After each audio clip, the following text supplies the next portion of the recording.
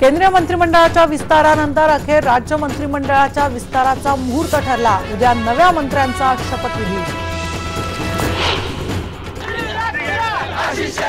युतीतले शोले संपल्यानंतर आता महाभारताचं रणांगण। मायावी राक्षसाची उपमा देणाऱ्या आशिष शेलारांविरोधात सेनेचं आंदोलन। परळमध्ये जाळला पुतळा।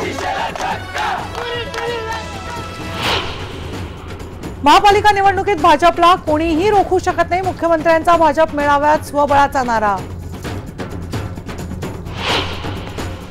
मध्य रेल्वेच्या मस्जिद स्टेशनजवळ उद्यान एक्सप्रेसचं इंजिन रुळावरून घसरलं। फास्ट ट्रॅकवरच्या गाड्या स्लो ट्रॅकवर वळवल्या।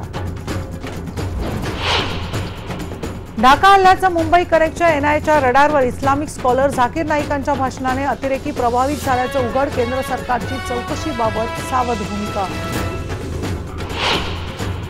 रॉजर फेडररची विम्बल्डनच्या उपांत्य फेरीत धडक। अटीतटीच्या लढतीत क्रोएशियाच्या मारिन सिलिचवर मिळवला विजय। आज देशभरात साजरी होते ईद। प्रेम आणि बंधुभावाचा संदेश देणारा सण। आणि संत सूर्य तुकाराम महाराजांच्या पालखीचं बेलवाडीत पार पडलं पहिलं रिंगण। तर ज्ञानोबा माऊलींची पालखी आज फलटण मुक्कामी।